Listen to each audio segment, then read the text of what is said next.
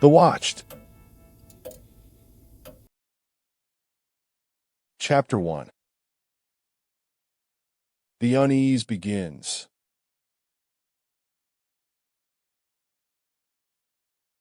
I stepped off the bus onto the cracked asphalt of Willow Creek's main street, my heart pounding in rhythm with each wheezing breath I drew into my lungs. After a year away, the once familiar landscape seemed to stretch out before me like an alien world. Faded signs, weathered buildings that whispered secrets in the wind, and streets lined with houses cloaked in shadows that swallowed light. It was as if time had stood still since I'd fled. My gaze drifted over the quaint town square where laughter and memories used to dance on sunlit afternoons. Now it felt oppressive, a silent sentinel guarding secrets only known to itself.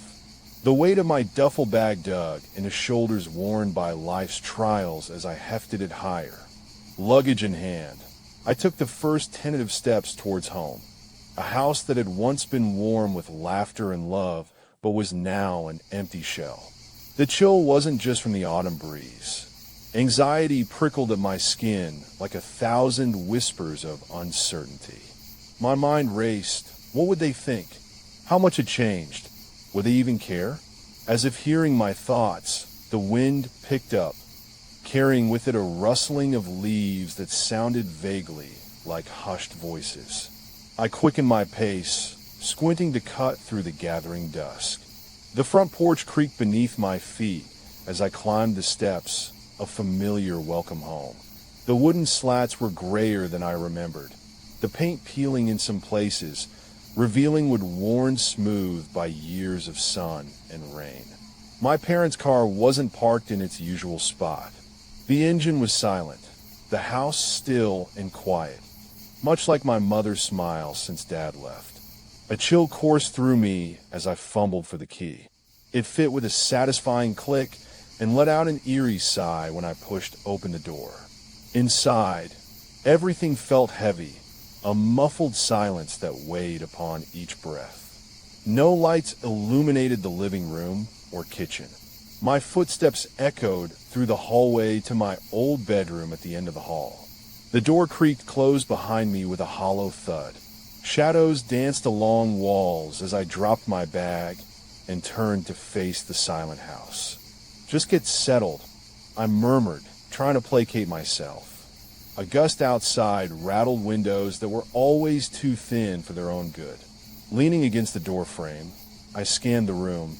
A time capsule from adolescence, posters fading, a dusty desk littered with textbooks, and the bed made neatly by Mom's loving hands.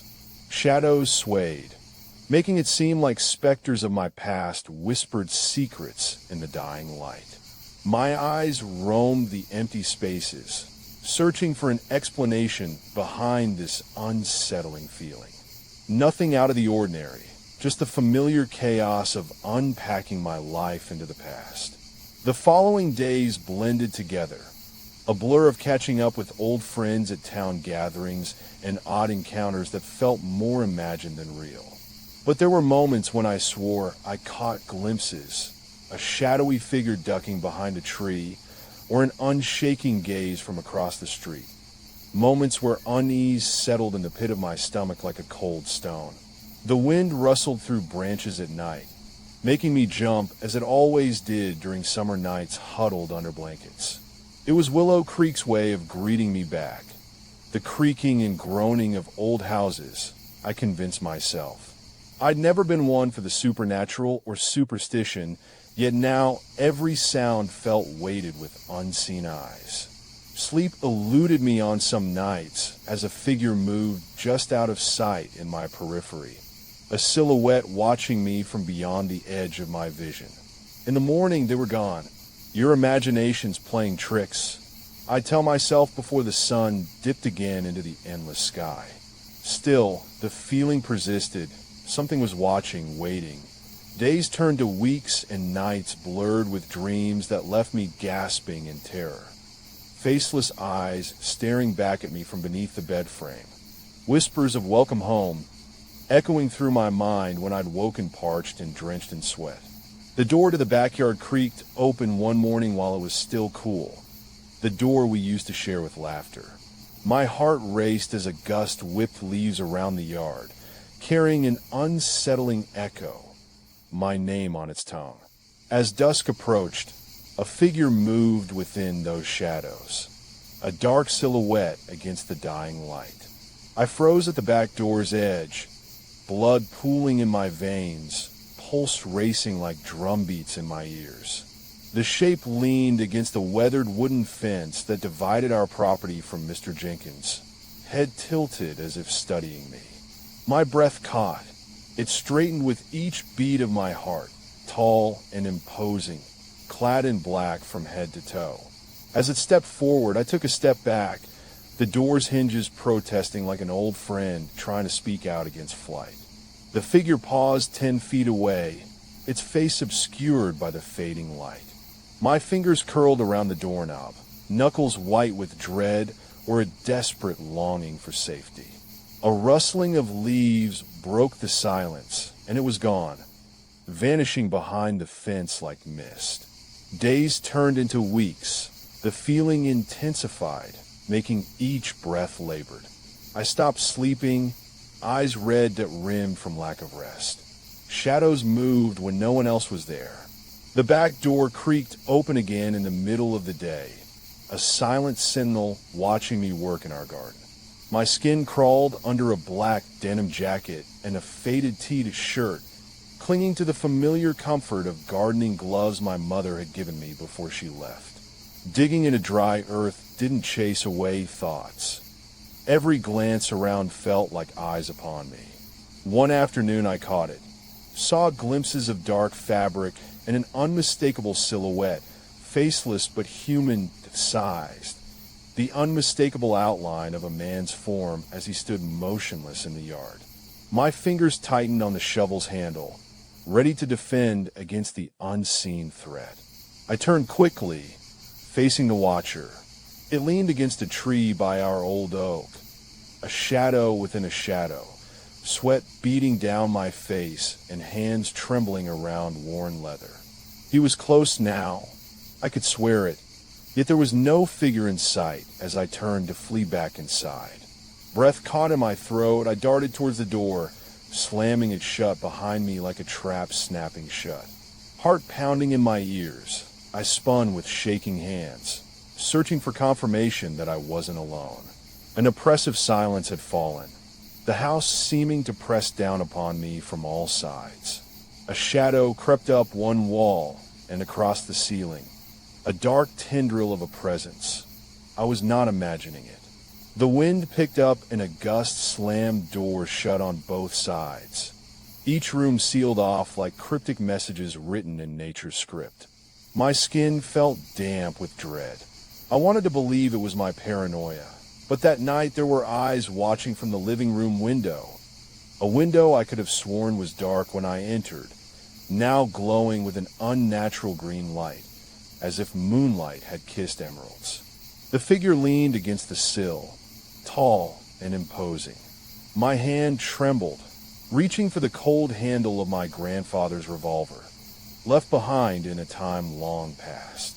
The door to the yard creaked open again, an unspoken challenge. I should have left Willow Creek where nightmares resided, but there was no escaping the roots here.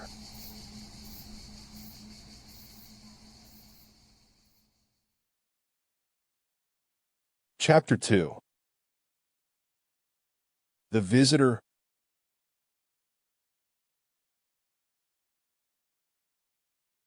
Determined, I took my first step towards it, then another as the eyes followed each movement from their perch on a worn armchair, obsidian circles within rings of yellow, a face hidden behind a veil. The revolver clattered to the floor, an unintentional echo of the world spinning around me. A mix of curiosity and fear tamed my shaking limbs. I approached cautiously, not breaking eye contact, the weight of unspoken conversations thumping in every beat. My voice came out raspy. "Who are you? What do you want?" The figure stood upright now, no longer slouching against the sill. Slowly it raised its face, pale skin and sunken cheeks marred by deep lines, features that spoke of countless stories etched into the flesh. A hood obscured his features, revealing nothing but darkness beneath, eyes glinting like moonlight on water. I didn't mean to intrude. A voice as old as the land drawled from that blackness, a rustling of leaves and the smell of damp earth. His words sounded both ancient and long buried in Willow Creek soil, the wind an enigmatic messenger carrying tales from beyond the town's history books. It wasn't until then I noticed clothes made of burlap, dirt that stained, like a recluse or perhaps a ghost risen anew. "You're trespassing." I spat at a figure that could be the product of exhaustion and a vivid imagination, a whispered madness born in these woods. My gaze roamed him, taking in tattered robes stained with secrets long buried beneath the earth, threads of tales from our town's darker past. He raised an aged yet speckled hand, as if beckoning me closer, the call of curiosity overriding fear. My legs carried me forward against reason, one step after another till we stood mere feet apart. "You're a relic, a ghost." A low chuckle echoed between us. In the wind, he whispered, eyes that had seen ages flickering with an unnatural light. In the brief moment I turned to leave, my name came. The words, "Welcome home," carved in the dirt where roots of our oak met sky. A message from the land or this being? I spun on one heel, aghast, eyes burning like emeralds under those shadows. "I am Ethan Blackwood."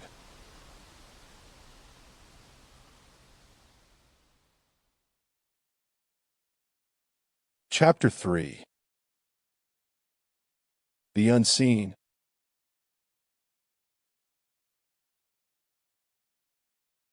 A gust caught my jacket, nearly wrenching me off balance as if Ethan wanted to make his presence known. "An heir of this land," he said with a voice that had weathered storms and secrets. "I thought you were a trespasser."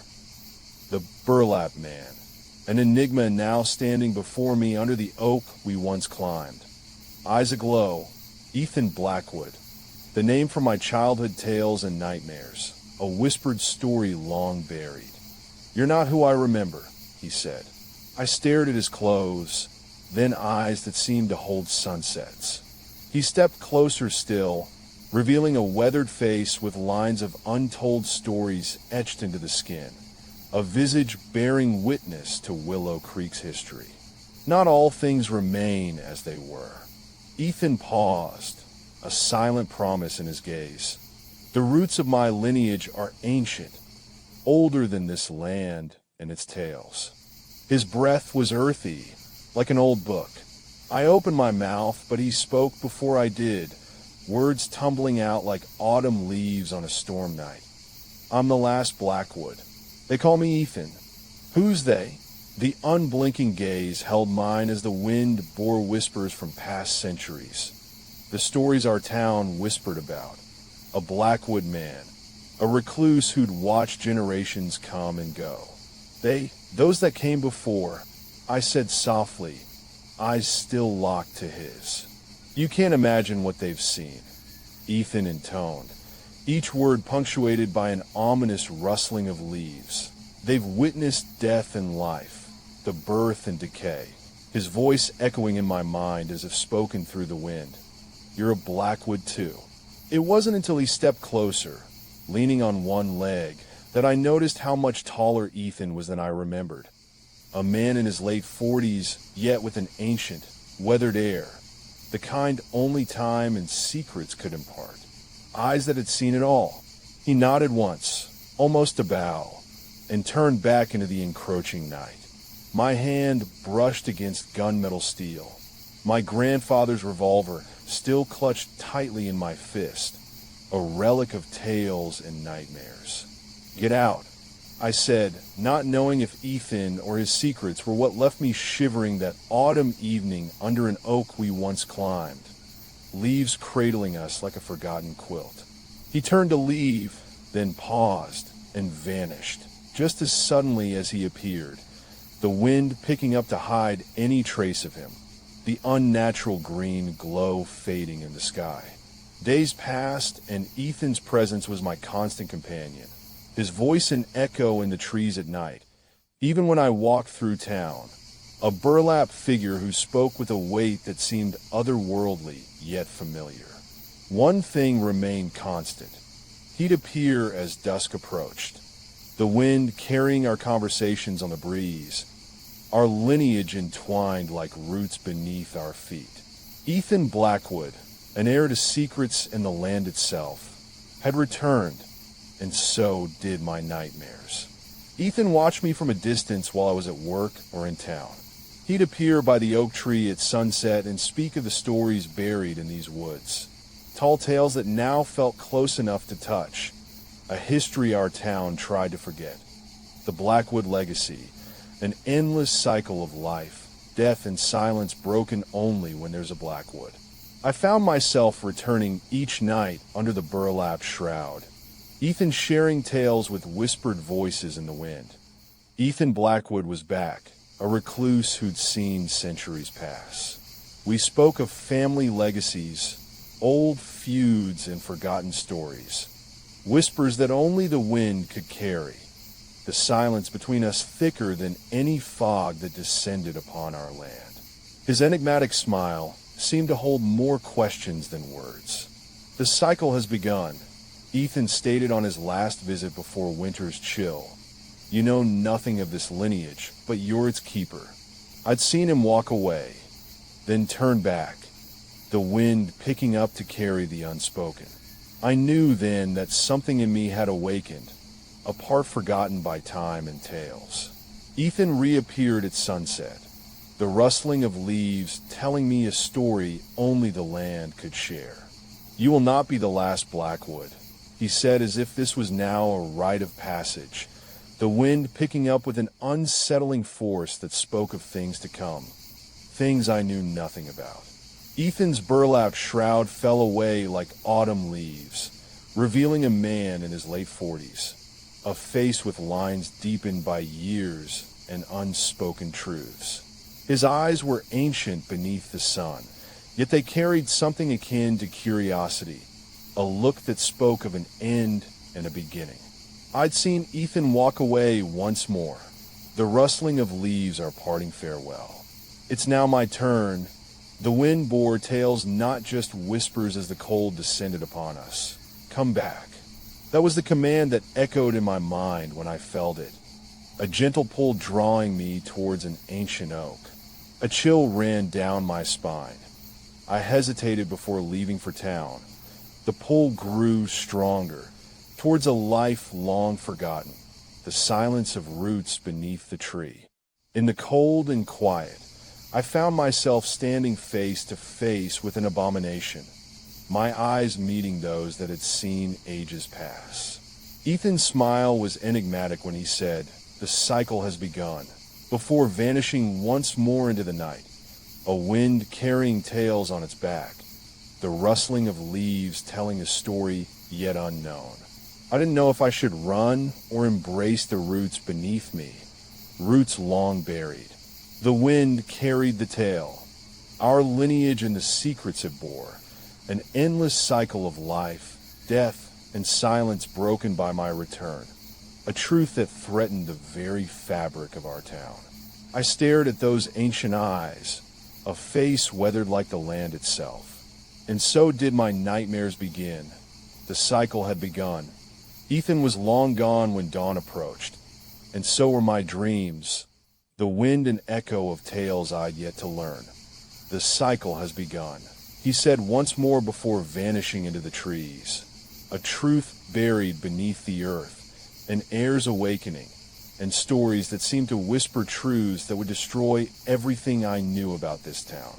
He left me under those roots, the rustling of leaves a reminder that we shared a common fate, my lineage and his, a bond tied by our past. If the wind spoke tales, so did it whisper Ethan's return, a story long forgotten and one I was now a part of. The wind carried the tale, a Blackwood's awakening.